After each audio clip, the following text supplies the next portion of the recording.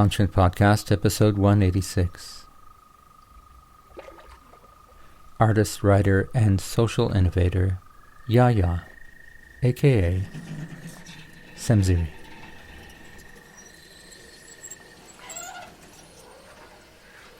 And yes, we have become a bit disconnected after COVID, but at the same time, we are emerging more consciously while we were more complacent before.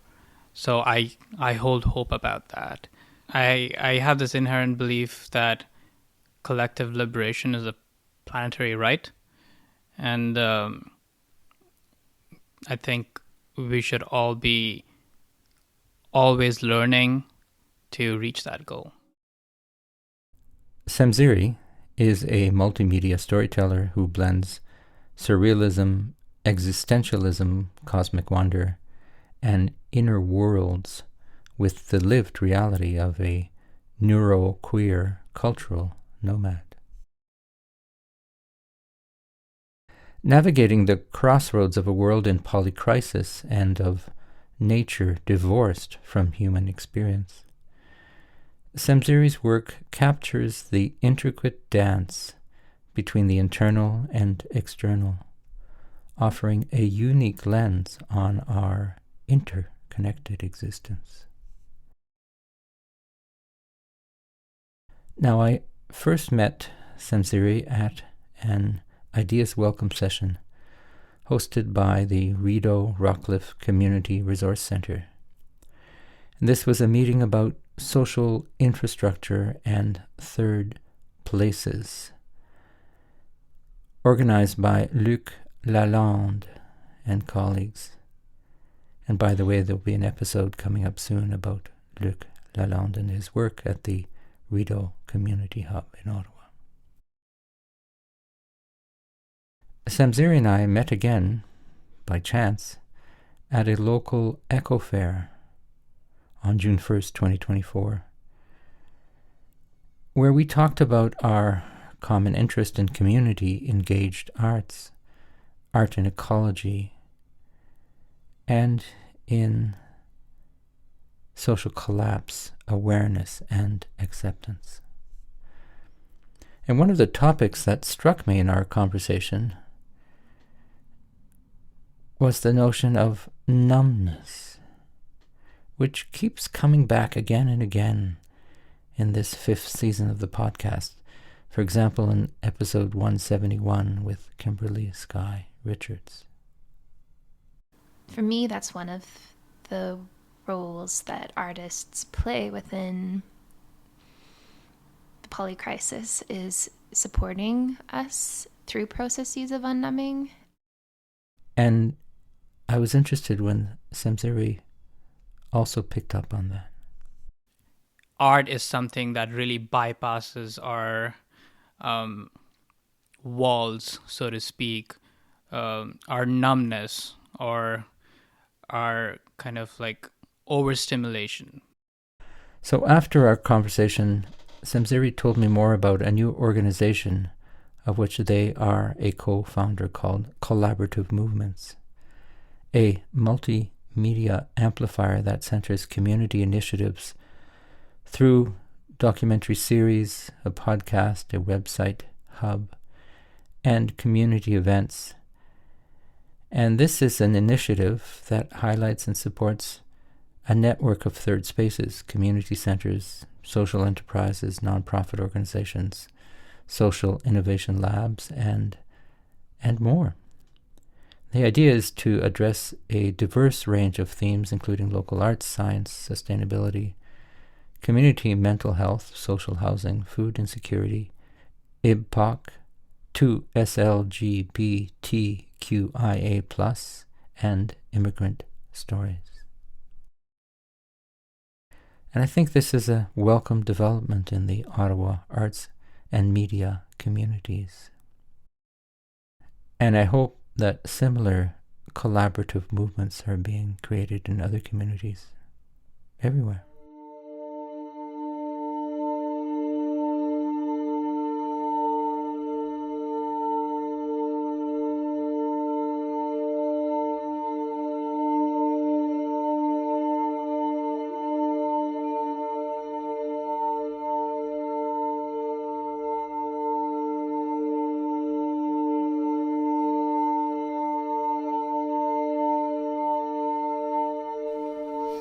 Welcome to the Conscient Podcast, Yahya.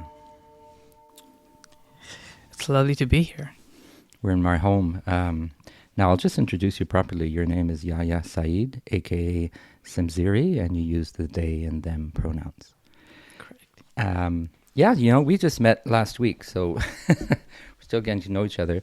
And it's an interesting story because I went to the Rideau Community Hub because I'd heard about it, and Luc Lalande, who will be on the show later on, told me that there was a meeting, a community conversation, and that he's really interested in community arts. And there you were with your partner and with a whole bunch of other people talking about not necessarily art, but life, community life. And then, somewhat by chance, though serendipitously, maybe not, we were here in Sandy Hill in Ottawa at an eco fair, and there you were at the Ecology Ottawa stand. And then we started talking about things that we're both interested in, and there's a lot in common. And I said, we should come to my podcast because you are an artist and an activist and many things. And that's what I'm exploring this season, and people know that by now. But with younger people, I think it's also interesting just to have other points of view because I've been talking to a lot of my peers, and so I assume you're a bit younger than me.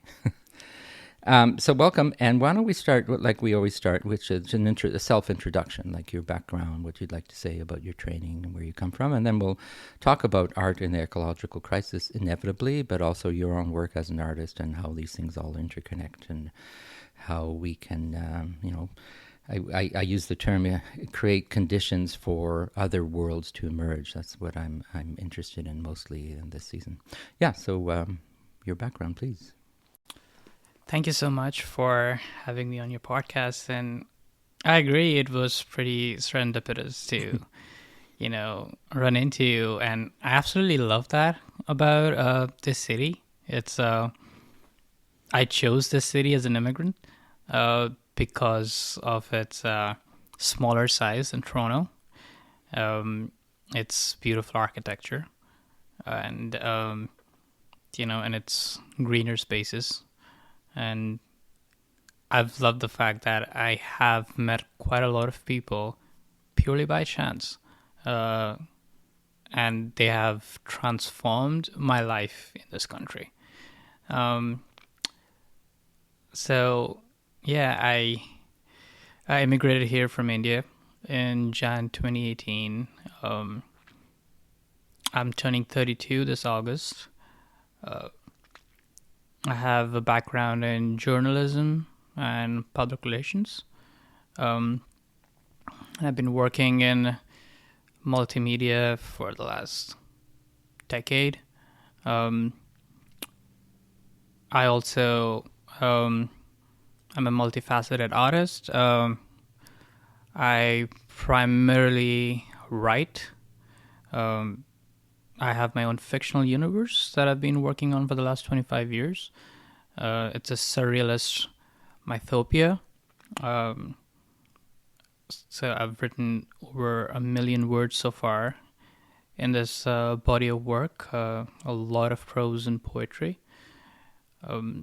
I also perform poetry at events from time to time, sometimes competitively. I also have a background in film. I have made a couple of short films unreleased. I have acted in a couple of films and I worked on film sets. And I hope to direct some documentaries and films. That's been a long time goal. I illustrate and I like writing plays. I like writing songs. I don't know how to play instruments apart from a kalimba, but I wish to learn different instruments. And yeah, I used to also work as a photographer, and I'm getting back into it as well. And for me, all of this is essentially just extensions of how to explore the world around me and interact with the world around me. It's these are just vehicles for that. I'm very informed by anthropology, ecology, cosmology, and evolutionary biology in the way I approach the world. It's a very pluralistic perspective, and I'm always curious about learning from everything, and from conversations. So I've always found that, like, with my intersecting interests, the best way to express myself and the best way to document the knowledge that I imbibe is basically art, all forms of it.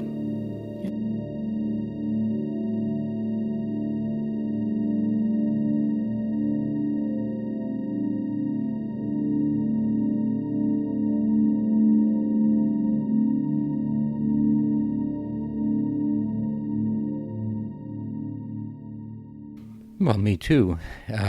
Art is a way of living, it's a way of learning, it's a way of being, it's sometimes a place to hide, and sometimes it's a tool to fight.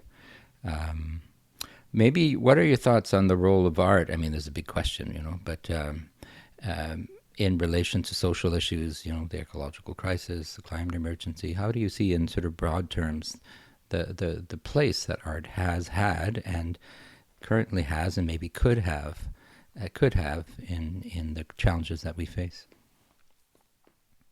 I think it's art is absolutely critical for addressing all those challenges. It always has been, because through art we can actually communicate and convey facts that otherwise we might not be able to absorb. So I love science. I read a lot of scientific journals and stuff like that, but at the same time, I can see that not everybody has the capacity to look at a fact and feel it. And we are beings who feel, just like other animals. We're very much driven by our emotions, our feelings, and regardless of the fact that we have a more complexity through our language to cognitively perceive the world in so many complex ways, in the end, like, we're very much reactive in so many ways, and art is something that really bypasses our walls, so to speak, our numbness, or our kind of like overstimulation that we might be experiencing in a world that is inundated with too much information. So I feel like it's really critical, and we are in an information war. It's like we have to not only parse through literal plastic garbage in our physical spaces, but even in our virtual spaces, it's like there's just so much of quote unquote content, right? That is just that's just populating the space, and I feel like it becomes I don't remember who it was, but someone had said that I feel like it might have been James Baldwin, who I love, who had said that like it's a responsibility towards the world to be an artist, right? It's like an artist has to reflect the times that they're living in, and the times we're living in right now is a polycrisis. So even our art has to be interdimensional, intersectional, and address those things from different point of views, but also at the same time simplify the very messaging itself of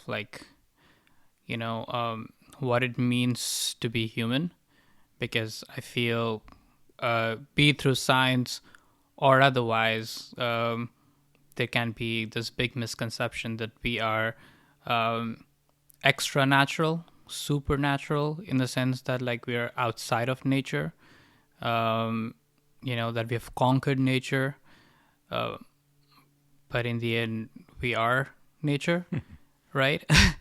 So yeah, there's this one great documentary called The Secrets of the Neanderthals that came out recently, and the way it addresses how the misconceptions we've had about Neanderthals and their histories and their cultures and their art is fascinating. And even though it's a documentary, it's a piece of art in itself.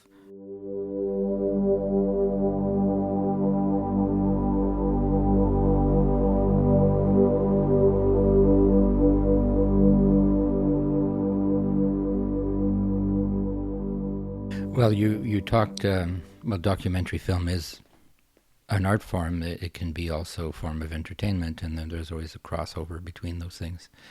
You use the term numbness, which has come up a couple of times earlier in other podcast episodes, and how art plays a role in both awakening us and allowing us to, you use the word fact, I would use the word truth, but it's more or less the same thing, right?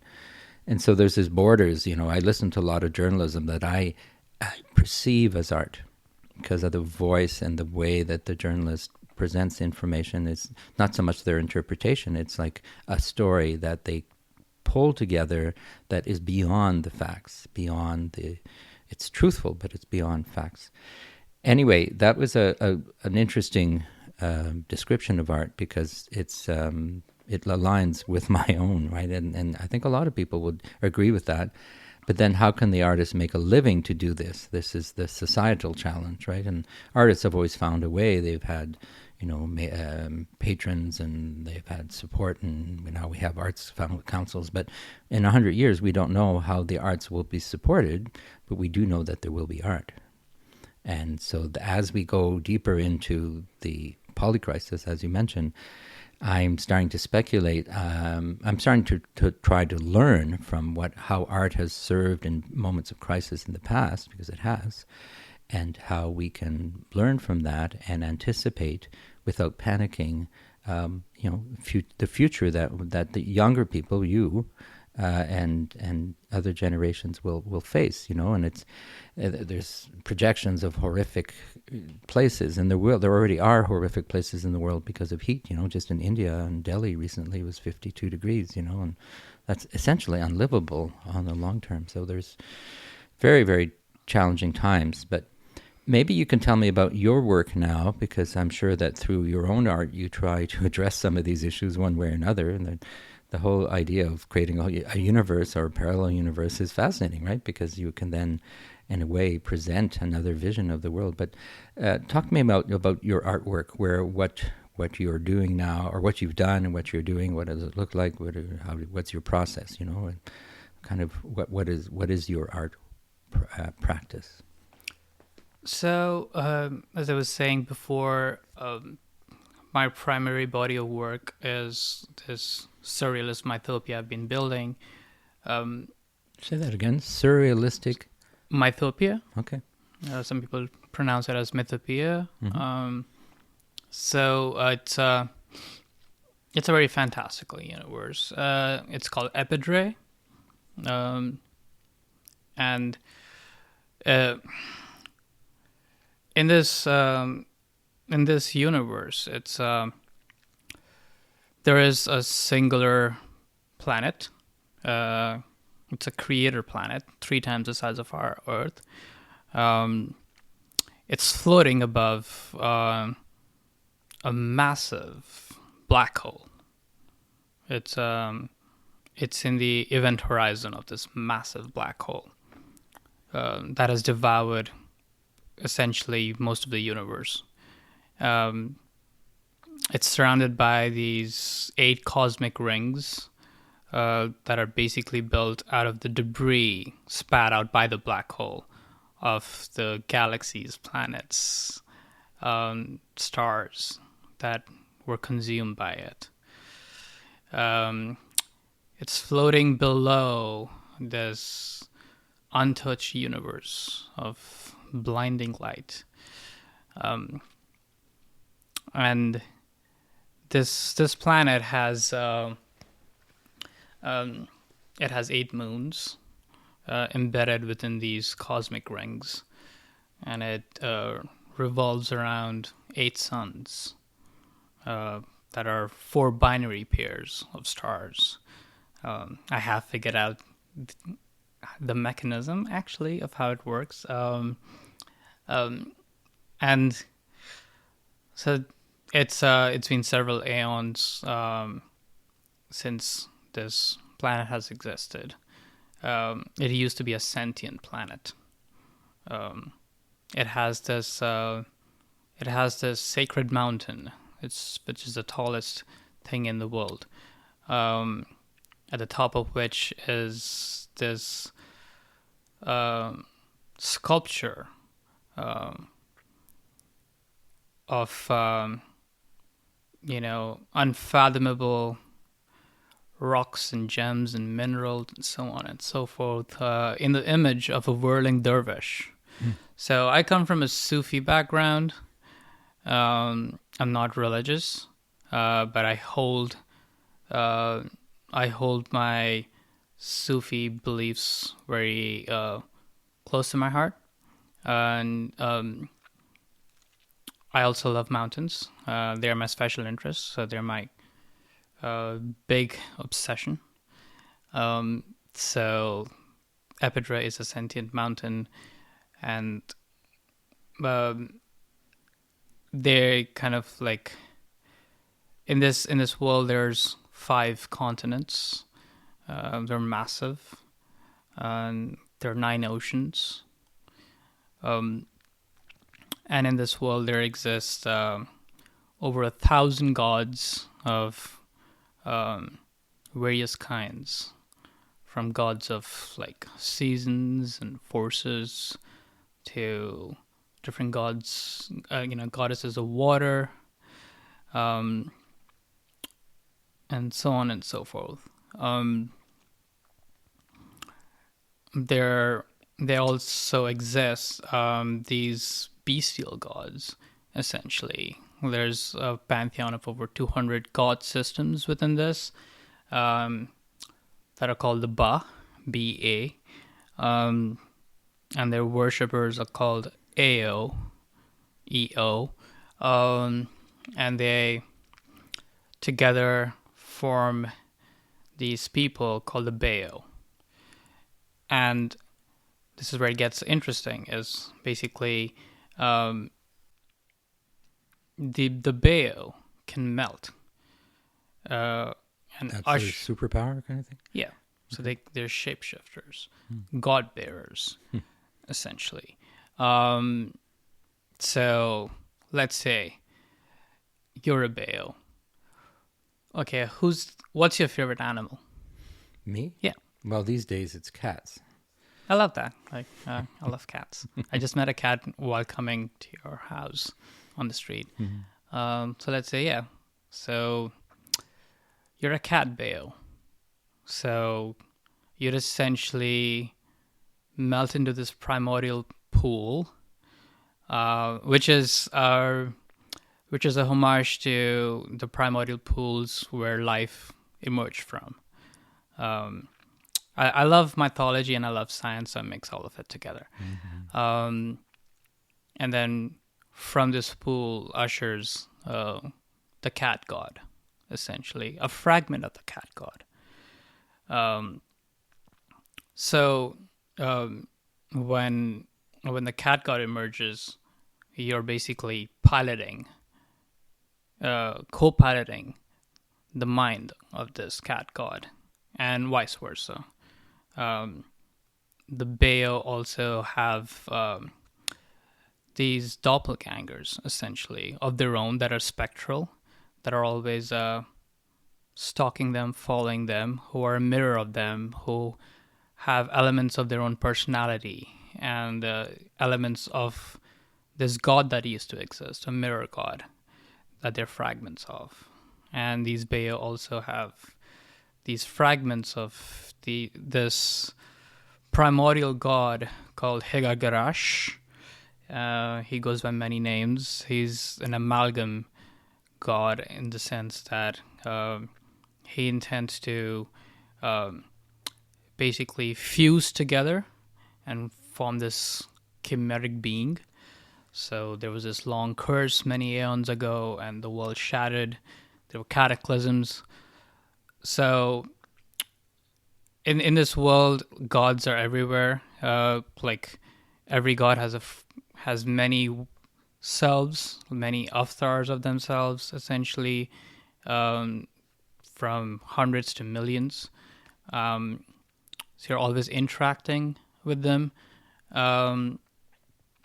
There's different. There's these two types essentially of these people who were exceptional in the sense that they were living within the sacred mountain when this cataclysm had happened, and they had not fragmented.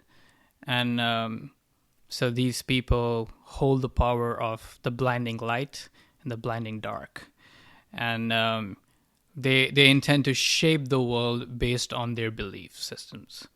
So the people of the blinding dark are very extractive in the way that they believe that they can escape this polycrisis within this world, wherein, there's this hope and belief that this curse will end and things will go back to how they were aeons ago.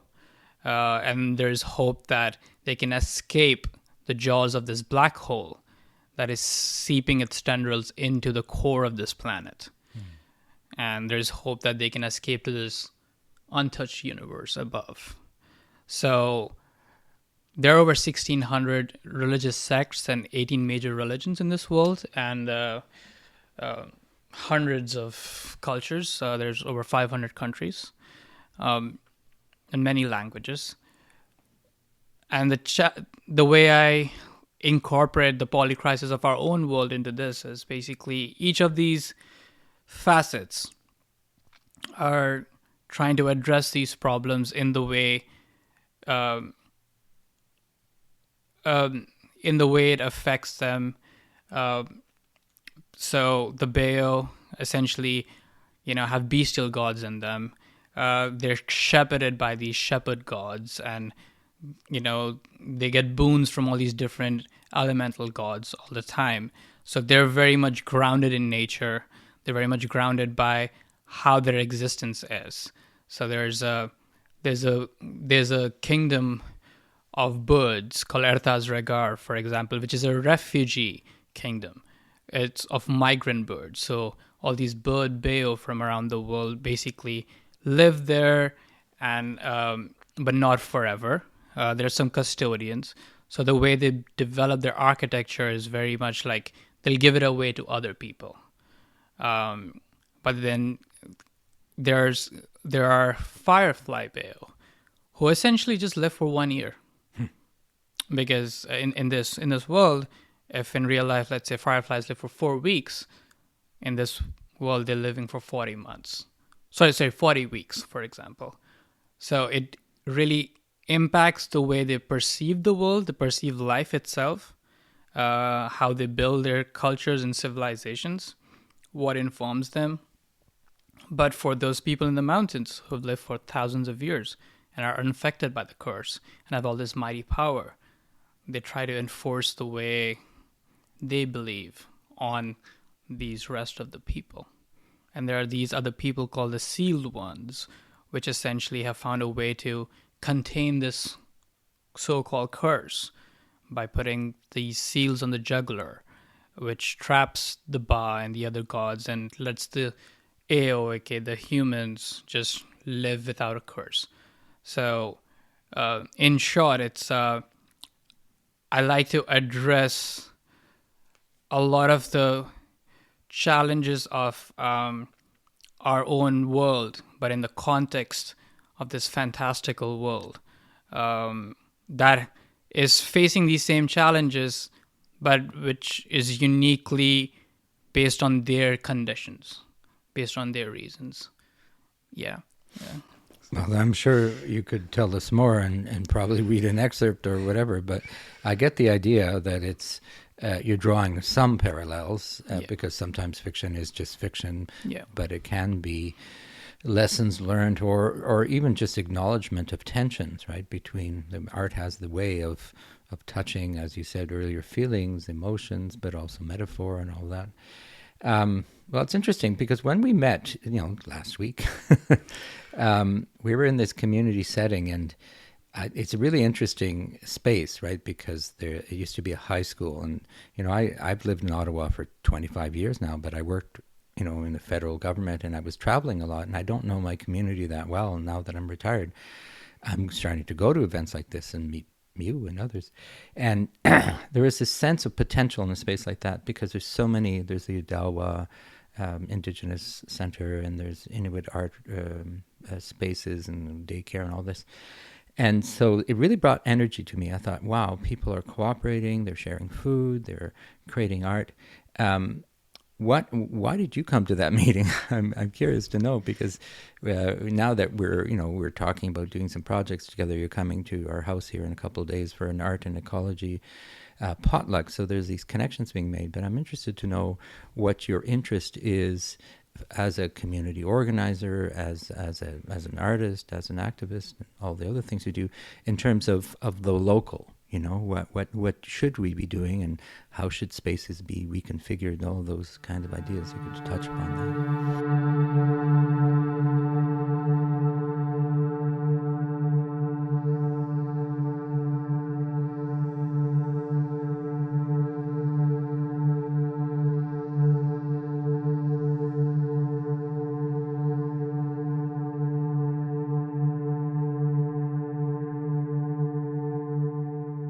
I was there because I was invited by Luc Lalonde. I love him. He's fantastic. I look up to him as a mentor in many ways. I love the phrase he uses, "turn to community," which speaks to me so much.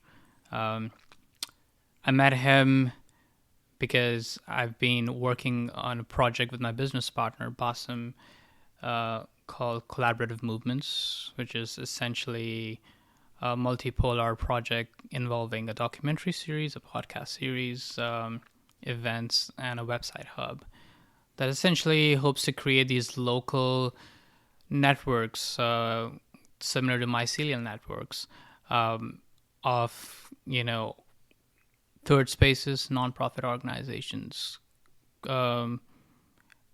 social enterprises, innovation labs, anything that helps build community, connects art, sciences, ecology, addresses challenges from lives of immigrants,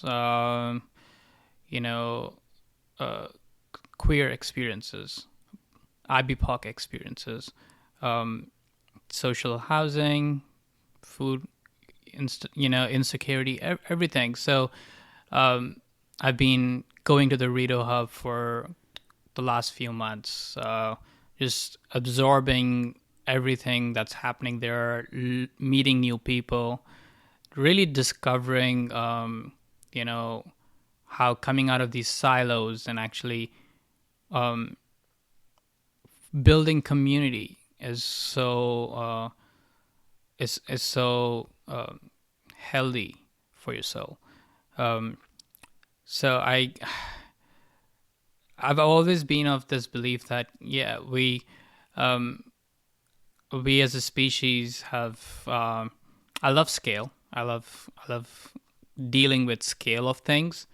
At the same time, I see the fallacies that inherently lie in managing scale, and I feel in our current world we have scaled up too much about everything, from our social networks online to the way we work and all of that. And I strongly believe that we need to literally turn to community in our local spaces, because one of these people I follow on LinkedIn had this great post. His name is Daniel Wall. He was talking about regenerative cultures and how building things on a local level, building systems on a local level helps us basically identify redundancies, right? And like avoid the kind of problems that scaling up projects on a national level would have. So my interest right now this summer has been essentially to build these synapses of community essentially within Ottawa. Because I moved here, as I said, in 2018, and then I spent 2 years and the pandemic happened, and that was an isolating experience. And we all see the fractures within our society itself. But at the same time, I'm also seeing a great sense of like resurgence of, in-person community organizing, just to exchange ideas, just to address these challenges, just to find opportunities. So I just want to keep going off those tangents and explore where it leads. I don't consider myself an activist in the sense that I look at it from the perspective that it is my civic duty. I make art, I consume entertainment, I spend time with my partner, I meet friends, I love cooking, I spend time with my cat, and I do all these little things that everybody does, but at the same time, I try to talk about these things actively because it's just another part of my life. And I think that's something I want to help cultivate in people a bit more, go from that numbness into like action, because it's like it shouldn't be a thing that some people do. It should be something that everybody does because it's part of our existence. Well, the term I hear and use a lot is disempowerment. Now, where has that power gone? Maybe it's in the hands of the elite or in systems that we don't control, that kind of thing. But you used the term over, and as you were speaking, I was thinking of overshoot, which is the ecological overshoot, and overconsume, which is going beyond the resources of the planet. But the word slow down keeps coming back to me, and it's counterintuitive in this sort of increasingly fast digital world, especially for young people who are digital friendly.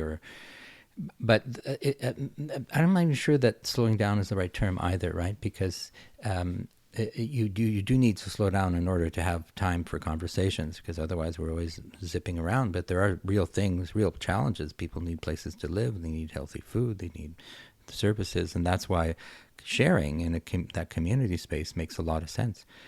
And one of the things I told Luc is that I see it as a microcosm of how the world will increasingly need to be in terms of sharing spaces and sharing and talking and being civil, especially during very difficult times, instead of, well, we won't speculate, but you're a writer, what is possible. My point is that when I went to the space, I saw a lot of interesting art, and a lot of it not by professionals, but by, senior. There was a play that Luc was working on with the seniors. There's all the Inuit art that going on, and a lot of people don't go out of their way to describe themselves as professional artists or even artisans. They just do what they do, right? And that's always been a scary thing for the professional art sector, because we're the professionals, and people should come to our shows. And yet I've always thought there's this spectrum of creativity, right? A lot of people can consider themselves creatives and not artists. So, and at this point in my life, I don't need to, I used to define art for a living. I was like, what is and isn't art? But now I'm just so open to anything that vibrates, that is alive, that is creative in its own way, or is trying to reach out through creativity. So my point is that these spaces need to have artists in them. They need to have, to be welcoming spaces for all people, and including artists, and to have that natural cross-pollination that usually begins with a conversation and ends up with projects or some kind of vision. I'm not sure where I'm going with this, other than to agree with you that these conversations, and it's true that COVID really slowed things down on one front, but on the other hand, you use the term scale. We have an organization we started called Scale, and there's Annette Hagel is part of this series, and she talks about that, the networking part. But the networking part needs to happen simultaneously at the micro-regional, provincial, national, international, and even beyond, if you believe in cosmos, connections with other places. So does any of this resonate with you? My long ramble here? Absolutely, absolutely. These conversations are so, again, we're trying to scale them down within the space of an hour. But we could go on for hours and hours about this. Well, maybe you'll need a part 2 or something, Yeah, I fully agree with you. It's like, I think we need to really understand that it's less about slowing down and more about actually being present. There's this one thing that my mom used to always tell me since I was a kid, down to even now, and that's something that I've always held very close to my heart, is be honest to yourself. And it just doesn't apply to honesty in the sense of what you think about truth or lie or something like that, but it's about discovering your own inner world, who you are beyond all the influences that you're informed by. I have this one poem about that I wrote essentially, which deconstructs identity itself. Basically removing everything from who you are beyond your senses, who you are beyond all the influences that you have from every single way you interact in your world, who you are without your memories, fantasies, and dreams. I think these introspective exercises are so critical, and with the way our world is right now, it's so increasingly designed to make us not connect with ourselves, make us fall for consumptive compulsions, right? It's because we are animals, just like all other animals. Our brains and our nervous systems, they're driven by patterns. Yeah, we are pattern-seeking beings, and we can get trapped in our own the own patterns we create. And I always keep talking about this, but it's we started off externalizing our evolution through our tools, while almost all animals and plants internalize their evolution, as in they can physically change their bodies in ways that we can never imagine, yet we think ourselves as superior. But we have gotten to a point where the tools that we create have become unsustainable. The tools that we've created have had this unchecked unchecked march towards entropy, essentially. And again, as living beings, we are always trying to escape entropy, because that's something that is such a conscious awareness that we have. So we are just stuck in this paradox, and we are not addressing that paradox, I feel. It's we really need to sit together, take away all the fluff, take away all the language behind it, and just kind of feel. Because as kids, for example, we are a lot more present than we are as adults. We might know more as adults, but we feel a lot less coherently now. And I feel, there's a lot of discourse on the internet about your inner child, but that's just like, you know, yes, your inner child exists, but it's like you are a collection of all your experiences, right? So it's like your sense of self itself is fabricated.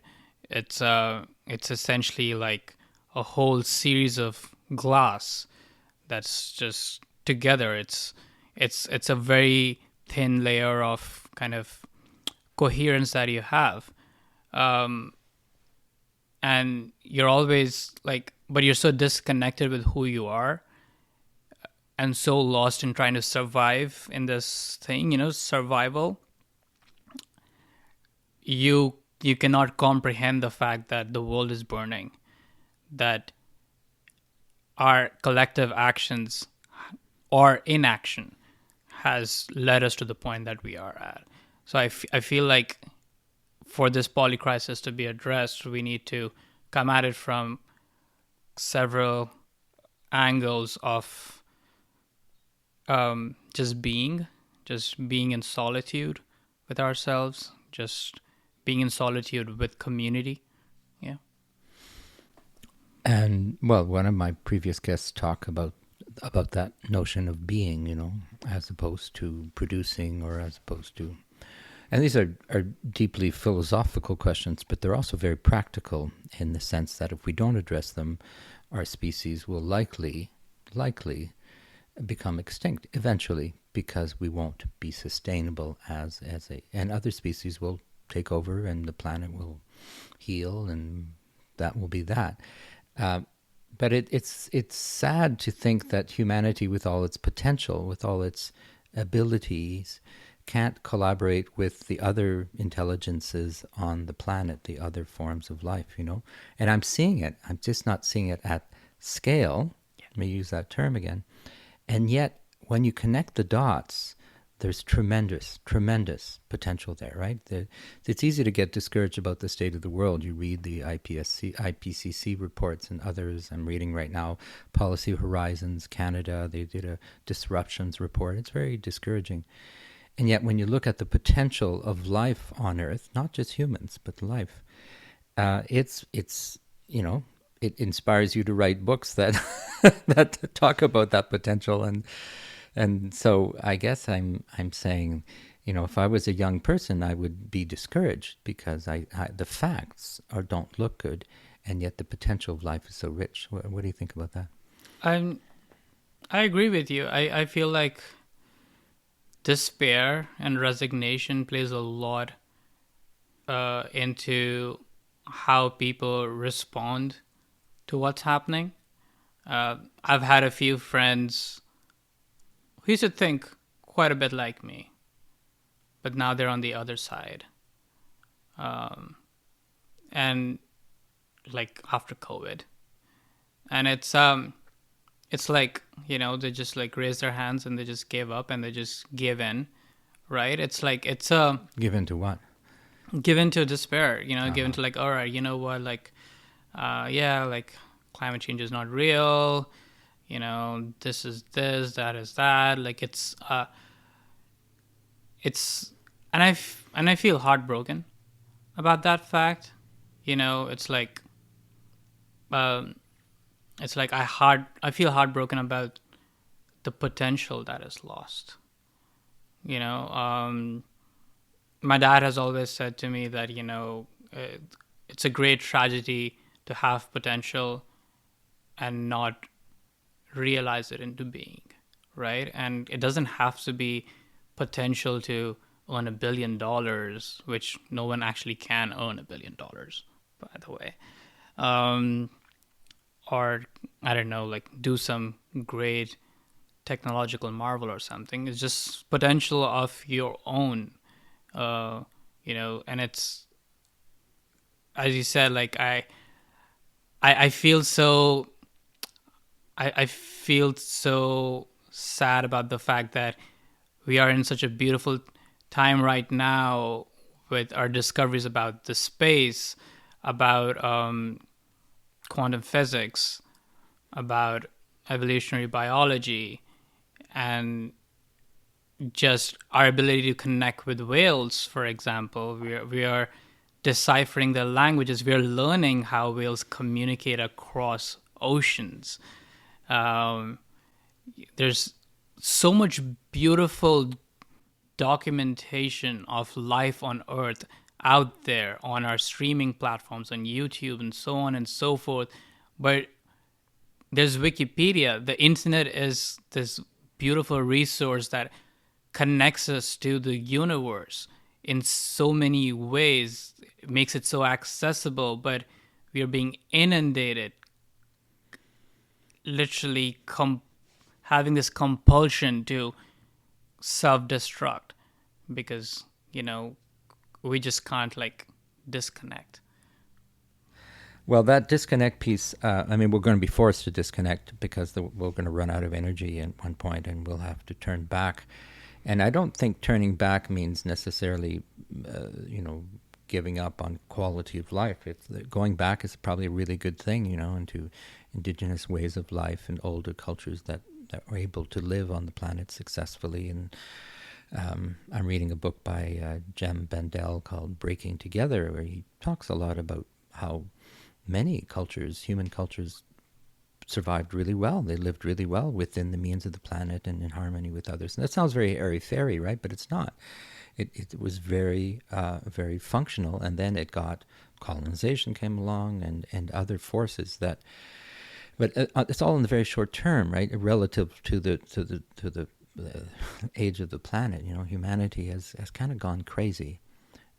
Because of energy and these resources. And yet we've become very clever, very able, and hopefully increasingly humble.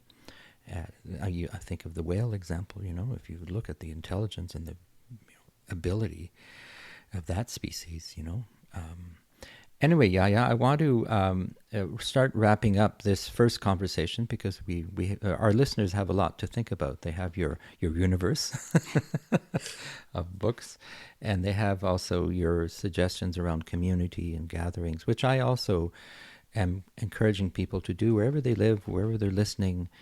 Just bring a few people together, make some food, talk about what you're passionate about, and see where it leads. It doesn't have to lead to a project. It could just lead to a feeling of solidarity and collaboration. Well, collaboration in the sense of wanting the potential of working together, right? Even that is, like, you and I might or might not do a project together, but it kind of feels good that we might because we get along, we have similar interests. Or you might say, oh, work with my friend or whatever it is. But those connections have always happened, but I think we've lost the habit because of COVID. Right? COVID's been very, very impactful, very traumatic. And there will be other pandemics, there'll be other crises. So I'm thinking it's a relative lull now. Maybe we should learn and prepare for future periods so that we can better navigate those storms. I usually end the episode with what you're reading or listening to now. It sounds like you read and listen a lot, But is there anything that you would recommend to our listeners that that has, sort of struck you as something you would like to share or suggest for others to consider? Yeah, there's always so much to suggest as well. But right now, what am I reading right now? One of the things that I was reading recently was this paper on modern monetary theory by a friend of mine from the Rideau Hub, John Verdon, and that led me to revisit Naomi Klein's shock doctrine. Mm-hmm. I would say it's an apt book to recommend because it does capture this polycrisis really well and the roots of it, and it really connects with the psychology behind it and how we react to it. I feel its growth is non-linear, And yes, we have become a bit disconnected after COVID, but at the same time, we are emerging more consciously while we were more complacent before. So I hold hope about that. I have this inherent belief that collective liberation is a planetary right, and I think we should all be always learning to reach that goal.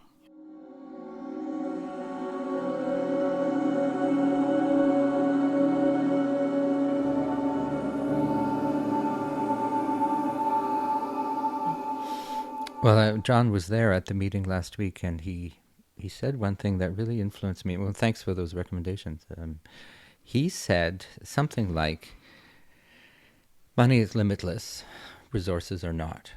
The real resource of the world, the real money, is natural resources and the capacities of the planet. And he wasn't talking about extracting them. He was saying, let's just get real about how the world really works. You know, what is giving confidence to the banking systems is the fact that there's resources behind them. And what happens when those resources start dwindling? Well, the monetary system will, I assume, collapse or change. And it already has partially collapsed a few years ago.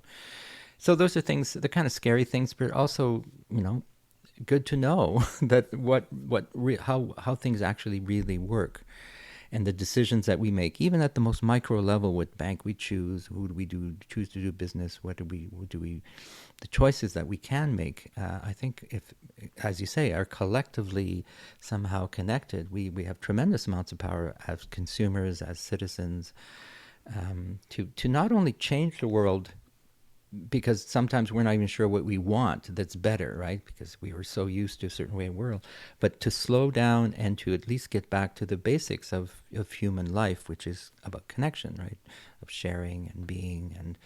And you don't need a lot to do that. You don't need all, 3 houses and 5 cars. You just need to maybe get from one place to another and be able to live a life of... And I don't think it's simple. I think it's basic. Right, because simple is... Anyway, all that to say that I appreciate the time you've taken today, and also you can go in a second. Also your presence, right? Because that you use that term, and I just finished a qigong retreat where we talked a lot about presence. So I like that idea. But go ahead. I think one last thing I would say to just wrap everything up about our conversation is chimpanzees, our closest relative. For decades, we've had this sort of misconception about chimpanzees as being really aggressive and violent species, and in many ways, eugenicists have justified our violent tendencies as being natural to us. But there was this relatively recent discovery that the chimpanzees that we were studying in the wild were mostly in regions that were being affected by the ecological crisis, by mining and deforestation. So they were in closer spaces and more deprived of resources that everybody needed. So that made them more aggressive and individualistic. But on the other side of the river in Congo, there were other groups of chimpanzees that had a lot more space, that did not have to fight for resources because they weren't being affected by the same kind of ecological crises, and they were not as aggressive. So is it nature or is it nurture? You decide. I think it's all about context, personally. Yeah. Well, thank you. Thank you.